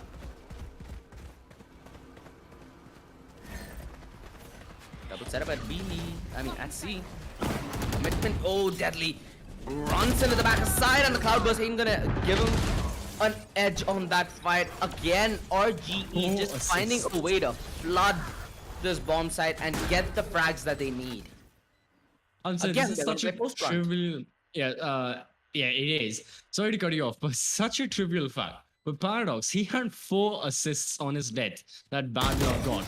Regardless, as soon as I get that fact out of the way, the members of Reckoning, they're looking to get more bodies out of the way and more rounds in their own way. It's Master all alone in the bomb site, got the Rolling Thunder, which gives him a slight chance into winning, but honestly, it's highly unlikely he will. Isolates 1 gunfight, that's good. Freebie for him. Spots Rio, but Rio will get the best of that situation, and once more, Truerippers, they face the brunt of the wrath of Reckoning Esports, and once more, the economies of Truerippers isn't in the best position overall. Yeah, they've got to go for upgraded pistols. It's a terrible situation that they found themselves in. They have one caveat to it. They have one advantage, that is their ult economy, which is booming. They've got 4 out of their 5 ultimates ready. Rolling Thunders there, you've got From the Shadows, Hunter's Fury, Neural Theft. But being in a thrifty round, being in an eco, it doesn't give you so much usage, and it doesn't allow you the best of chance to use that. As Paradox still pushing in through the smoke. My god, how many Vandals was that? 1, 2, 3, doesn't matter, that's 1 dead body. And another one to follow. What? Bad Love just debated him as well. Oh, he gets reverse debated. An advantage, maybe, but yeah, let's see what one tap got to do. Well, he has a classic, so yeah, nothing much crossing. A little bit of aid. He's the one with Vandal. Cloudburst gonna allow Bad Love to fall back. At one point, you need to deploy your ultimates. Truerippers. I just hope that they don't end up saving it for a round that's never to come. I think you can see them. I think you can at least expect. Ooh. Okay, never mind. Yeah, like I was saying, I think you can expect the side of Truerippers now to play very passive, very conservative. They have, you know, a decent bit of utility to play the post plan with, especially the Rolling Thunder, right? So I hope that they don't end up giving away these early frags and giving away the site with those frags, which leads to them being in such a disadvantageous position after the spike goes down. True, but at the same time as well, whenever Truerippers play passively and go for the retake, even then, Reckoning have a good post-plan situation that Truerippers, yeah, what is the decision they have to make? If they go for early fights, they know sooner rather than later they may lose the majority of them, and because of that, they may not have the man advantage or the best of positioning, and because of that reason, it's going to be, you know, essentially quite difficult to work their way around it.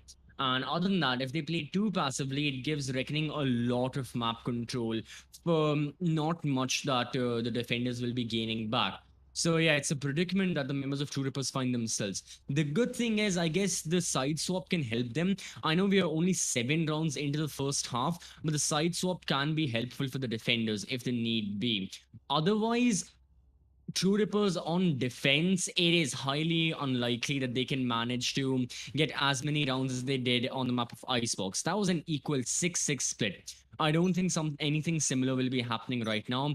It'll be more like Truerippers, they get what, 3-4 rounds at max, and it just won't be enough. Reckoning Esports will have an advantage, and the only thing that prevents Reckoning Esports from outright winning the match will be them going on defense and them having to play the reactive Valorant that we talked about in the pre-match presentation. You want to play? Let's play. Seems like commitment's what's gonna be the situation here. Okay, they wanna head towards A. I assume they might go for that EG bait with Spike being rushed towards the side, but no. Perfect timing for Relic to come alive as well, because the utility is right here, right now, and Crossamp with a spam through the cage finds Smoker. Two-man disadvantage off the bat, RGE. Now with the ball on their court. What's the response? Bad Love's corpse teleported towards his teammate. Spike down Deadly. A. Only one he could have gotten from there. The change in pace just fell so flat. And RGE. The reply to this would be another change, right? I don't think they're gonna up the pace again for a little time.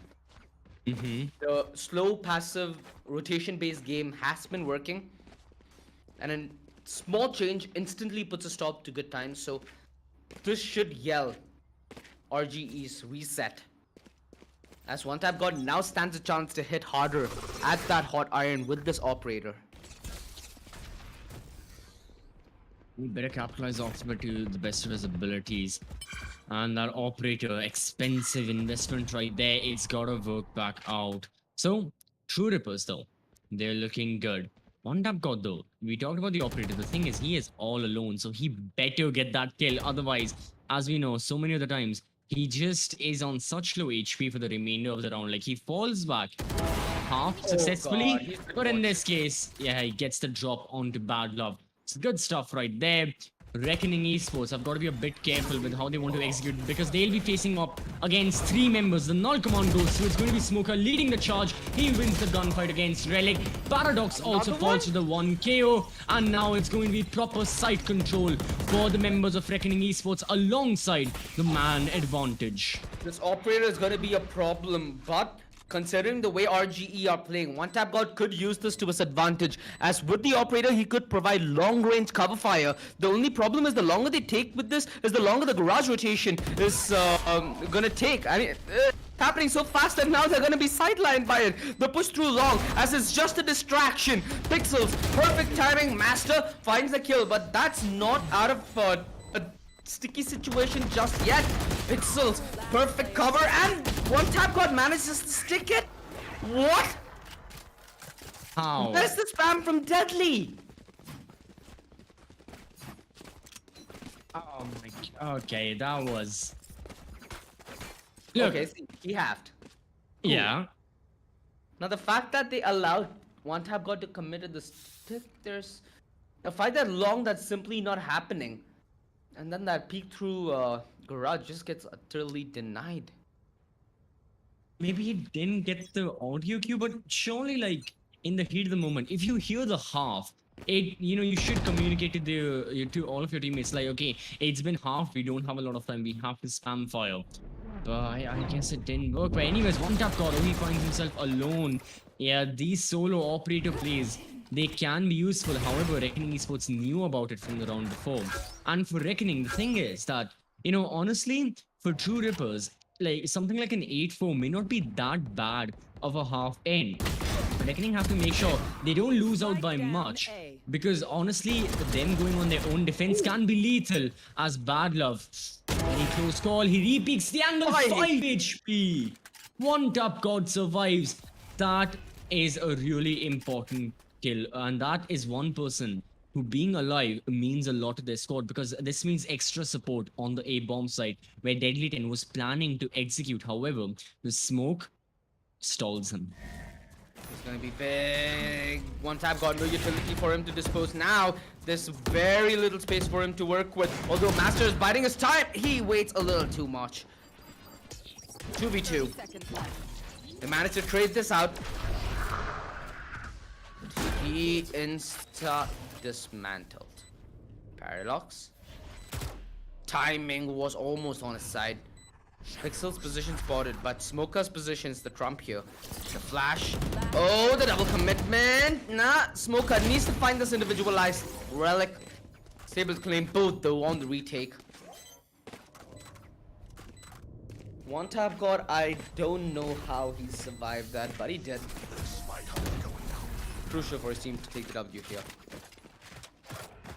They have. And yeah, okay, you know what? All of us believing that Reckoning were doing excellent on their attack. Well, one tactical timeout and everything has changed. Truerippers' new side being shown, new colors are being witnessed as well by all of us as they're dismantling the attacks being set up. They are well aware of what Reckoning are doing. They're counteracting all of the measures being taken by the attackers. They're countering like reactively against it as well. All of it seems to be working for the defense, and the results speak for themselves. Now you have Reckoning Esports, who themselves are starting to get a little bit desperate. Their winning streak has been stopped. They know defense isn't going to be easy. On attack is where they can get the most amount of kills. On attack is where they can get the biggest advantage. However, that advantage hasn't been garnered entirely. It's still 4-6. It can be Icebox all over again. It can be 6-6 again. So Reckoning have to be careful with how they start off with round number 11. So to those who are a little near to the game wondering what the hell that shock dart was, that wasn't for damaging any player. No, that was for damaging utility if it's there. Normally you'd expect the Cypher Trip to be there, so shock darts, especially on Haven, very effective to clear utility that way. Spots out Paradox, and the thing is Paradox is playing the Omen. Spots up on the TP, well, not anymore. Oh god. Oh god. That's why I don't call it the suppress, I call it the depress. Oh, deadly, nice with the knives, and he gets the double! This man just can't be put to a stop, as it's now all gonna be on Master to deliver on the hole. The flash puts him a little back, battle up, nice timing on the peek through long. Crosshair can't convert on that spray, and Rio finds the def. Perfect 0 point. Last round before the switch. From a suppress to a depress, real quick on that defense.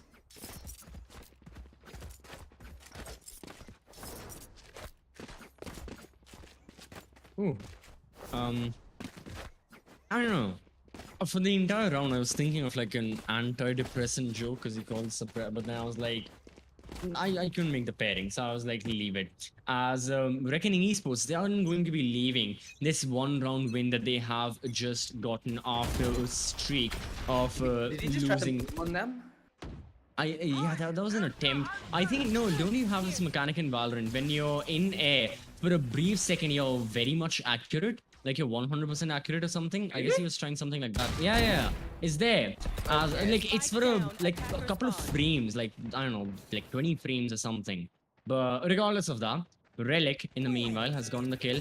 And Reckoning find themselves in a man deficit again. The operator from Bad Luck helps them get back as Paradox. Can he get back? Yes, he can. Whew. Safely, he retreats. But once more, the attackers, they don't have any map control. Look at Master right now. From the side of Truerippers, he is in mid. The amount of map control, the amount of area that Truerippers have for themselves is astounding considering they're on defense. Everyone from Reckoning is cornered off. Yeah, like I said, look at Master's perspective. He is peering into attacker spawn right now. Right here. God. Crosshair. And it's masturbating 30 his seconds left. teammate. Taking the first contact. Crosshair. Oh god, he actually ends up going down. Huge problems now for Truerippers. And his run yet again falls apart. They don't know on the Master E-bomb wanted to side. go for It's that free. bait play. And it didn't work. Free real estate yet again. There's a lurk play. Paradox should be aware. 11 HP though. One enemy Oh, it's remaining. Reckoning are winning this. Reckoning are winning this. What have you Reckoning are winning this? Huh? And I was just thinking about that Truerippers meme in my mind and it happened.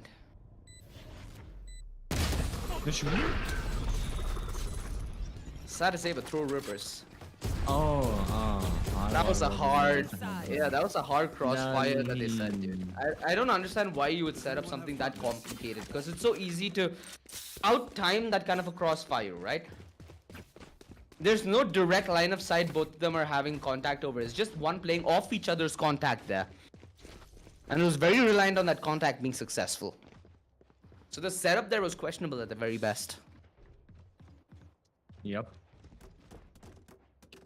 Ooh, man. Yeah, unfortunate. But okay, the final hope. Like in a game of Valorant, if you need hope ever, if you're like everything is working against us, the one thing that I always say as a caster, as a player, anything, it's the side swap. I've said this so many times, I'll say it again. It really gives a big reset to everyone, and for Truerippers, it can be a reset as well. In the previous instance against Reckoning, when the side swap happened, you know, it went from a 6-6 to just Reckoning getting like 12 rounds, a total of 12 rounds very instantly. So it didn't work for Truerippers, but now things have changed. We see the perspective of one top god solo lurking all by himself in the A-bomb side. What he doesn't know is he's up against 3 members. If he chooses to push the smoke, is he going to be making another decision? For the time being, no one knows, as everyone in Truerippers is just looking for avenues to execute, looking for a kill. He's gonna force them on the aggressive stance, and they weren't in the lookout. One tap got finding the opening, but Smoke and Bad Love to shut it down twofold. Man advantage, RGE, deadly, position, like his name, aim, precise. Oh, it's dicey, but he manages to facilitate Relic. Pixels, who manages to get the trade. Paradox, all that remains. And with the classic, he finds that final kill, 9-4. There were just a lot of instances where Truerippers were relying on the contact play to work. Sadly, Reckoning Esports just a step ahead, especially on the C side. Utility really helped them to get a significant upper hand in that engagement. Agree. Reckoning Esports, their positioning was good. Like you said, the utility worked out. Everything going in their favor, and so should this round. It should go in their favor. Keeping in mind the buy that they've gone for, not your traditional anti-eco. We spot a Marshall, a Bulldog, Spectres are there. There's even a Ghost. But I don't think Reckoning will care too much about the investment they're making. It should go a similar way. Deadly 10. Headshot. That's the initial kill. Looking for another. Pixels right here. He's in garage. His paranoia's there. Bad Love, after getting 1 kill, uses the rendezvous. Falls back. Truerippers, yes, they get the spike down. Reckoning allow them that luxury. And Truerippers snatch away 1 kill in the process of doing so. But after this, it's very difficult to sustain winning this round as Crosshair. He just gets a free kill. Reckoning. They have the paranoia. They have another smoke. One tap god. Still yet to land another tap. The paranoia denies Crosshair any positioning, and quick trades ensures RGE wins this round. 10-4. You fail. Now sleep. Double digits. Reckoning. Looking to end this one a swift 2-0.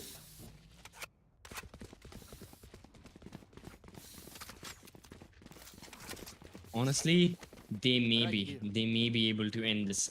A lot of it comes down to this very round, where Truerippers, they are investing everything that they have. Yeah, overall as their team, apologies, my maths is a bit weak, but 500, 900, they have 1400 credits. As an entire roster, they have given it everything. And they're investing all that they have into this round. They've gone for full armor, 5 rifles. If they lose this, economic disaster. So it is quite literally do or die. And it starts off on an amazing note. If you consider Truerippers' perspective, they get 2 kills. That is going to be 3 kills for the price of none. Reckoning Esports, granted it's their bonus, but they shouldn't be losing by such a deficit. However, they have a large buffer period of 6 rounds to say that will help them into winning, into trying to secure a win.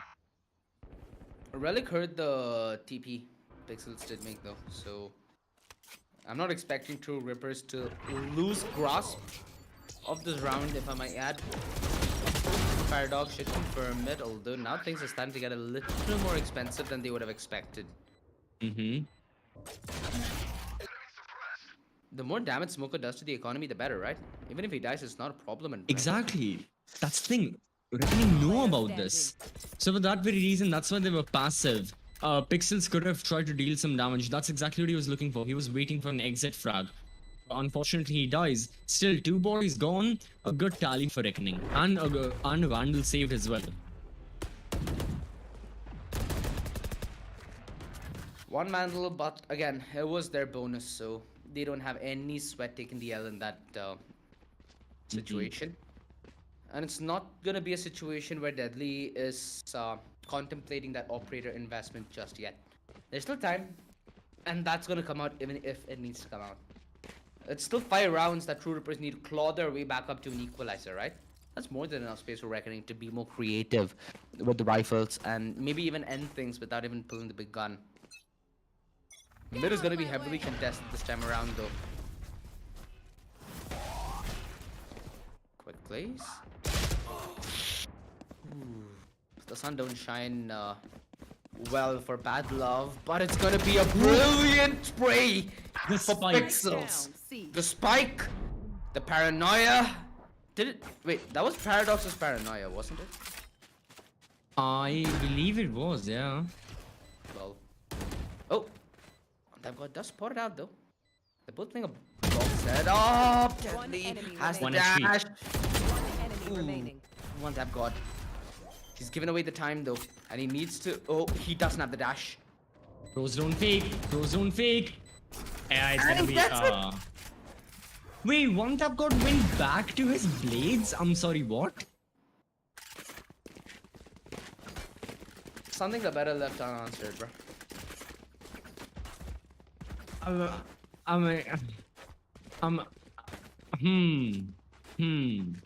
Interesting. Maybe he questioned it. Maybe he thought it's a fake. I guess so, yeah. He was like, Omen must have used his ability to like teleport away something, but I don't know. It's whatever it is. Okay, I mean, it's a round loss to the side of Truerippers. Gotta be surely hurting them. As Reckoning right now, they are ever so close into going into the Challenger Series, being the 4th and final team from Qualifier 1 to secure their spot. So now we've got Smoker holding the angle. He misses one of the members. Wait, Smoker really honed in with that run and gun. Now you have Deadly with the Blade Storm. Absolute insane stuff. That's 2 headshots. Can it be a third? Well, it's going to be tags all over on Crosshair's body, and Crosshair's body is the only one which was Electrified. alive. Right here. I want to see the replay, dude. Show us. There we go. Smoker. Doing Smoker Right things. here. Truerippers. 1 round. That's all they have to show for the second half.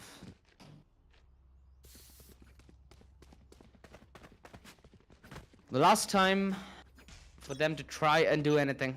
Maybe. And it's Bad Love with the operator. He's like, I'm gonna end this in style. Snaps back. And in a snap, Relic could get the double. Although Crosshair is done good by removing Smoke out of the situation. Forces RGE to play aggressive. This is hurt. And this is well aware. That Crosshair, nice intuition. 2 versus 4. Come on, Truerippers. This is your round. He committed to the TP? The paranoia! Rio, he manages to run his way back! How? This is absolutely absurd. Has the Hunter's Fury. Could use it to deny the plant. And he whips it out at the best time. It's a sitting dog. The Crosshair. Oh my god, he shocked out at that to perfect timing. Bad Love. His position given away. Could pull out the Headhunter if he wants to get things up close and personal. Rio committing to that drone to clear the close corners. As this looks to be RGE wanting to push things across the line. But Truerippers are going to make it a little hard. The tag with the drone should be a dead giveaway, and Master is going to work on the back of that information. 6-12. CCV, this was a 2 versus 4. Yeah. And things still got that close. The fact that Reckoning Esports are able to retreat away from the bomb site, and Truerippers, their priority was getting bomb site control. What they didn't expect was Rio to already be there. And the fact that he managed to go back safely, proceeded to use a shock dart, hunt this free, get that kill as well. Had it not been for the breach utility being used by Master into getting rid of Battle on Heaven, Reckoning may as well have closed it out right there. Now, Truerippers gives them a fighting chance, and that's all they need. We know from the time before that whenever it's Reckoning having match point, Truerippers managed to get a couple more rounds on board. Pixels, though, he can put an end to this party. He may as well, as he gets a double kill. The crossfire being maintained, but Smoker can't capitalize. So they Can be forced. disaster. Player standing. Oh, he got blinded. Backstab's gonna be big. They're planning for this. Rio Oh Rift! my god. Oh no, no, no. Oh my no.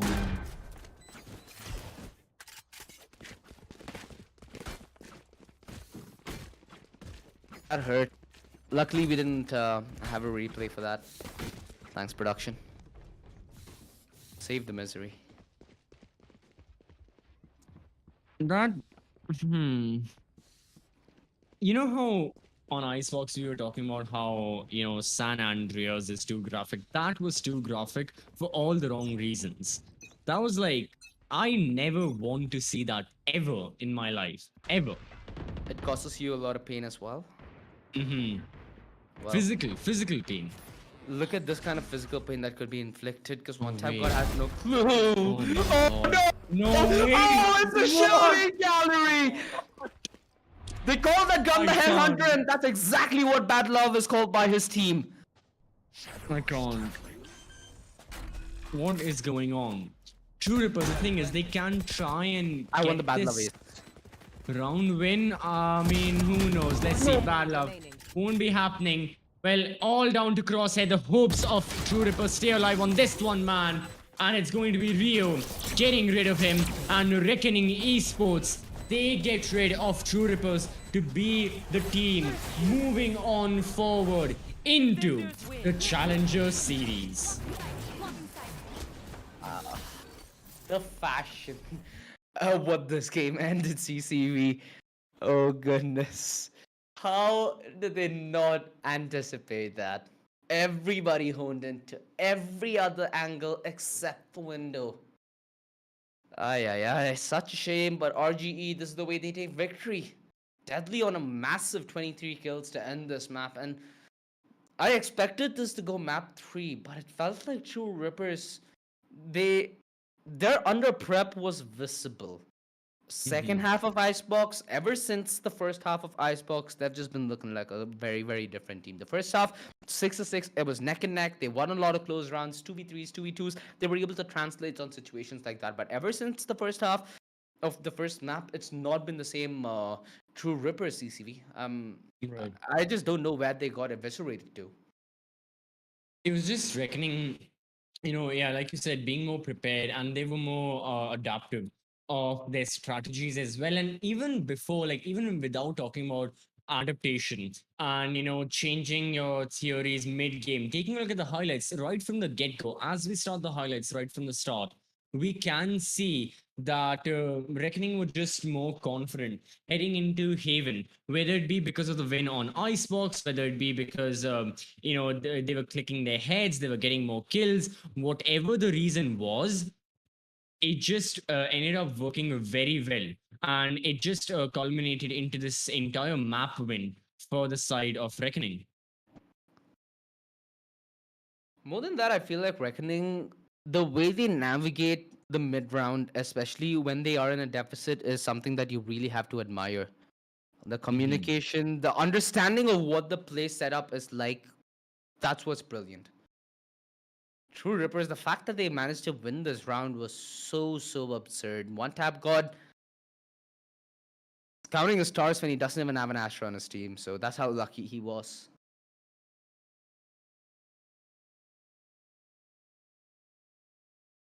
The first half, though, from Truerippers, you could argue could have gone the other way if situations like, these were given more often to them, right? Sometimes you could also see that Truerippers on their way in towards the site just simply never anticipated that utility that they get dumped in, especially when they're setting up for that post-plan transition. It's not that easy. as we make it seem, or we might quote on stream. It's a different kind of hell, all things said and done. Like, look at this round. This was an absolute bloodbath. They had the pace, they had everything, but it was just Mocha playing around with cover, playing around with his gun, and within no time, the cavalry is here for the backup. Cavalry absolutely is there. The reinforcements, the rotations, everything was on point. And that was the one thing for both of the teams is that they knew how to hold a bomb site. Had it not been like at times they gave away the kills, sure. But other than that, they really knew how to just, stay in a bomb site, keep it for themselves as we have a look at this beautiful scoreboard and we see the statistics. And yeah, Reckoning Esports 13-7 win. You had a deadly 23 kills, average combat score 310. No one even close to it. Nobody else in the 300s. it's it's just another game when he plays it, right? Makes it look so easy. Does take a crap ton of skill and experience to do so. Deadly. You can see how playing in different roles, especially that initiator and controller role, helps you become more of a well-rounded duelist, right? You know exactly how players against you are going to be playing, what their mindset is, what their play might be like, and you have a better chance to counter it. And I think this is one Jet player that we all need to look out for. Because, sure, we have players who are dedicated sweats on Jet. Those are a league apart. But if you're very versatile, that you can play every single agent and then the Jet, that just means that you're very, very situationally aware of what kind of play that you're going to set yourself up against. And that's half the battle, knowing what you're going to face. Only then you'll know how to face it. Mm-hmm. Honestly, yeah. So keeping in mind, yeah, now we have a look at the video as well.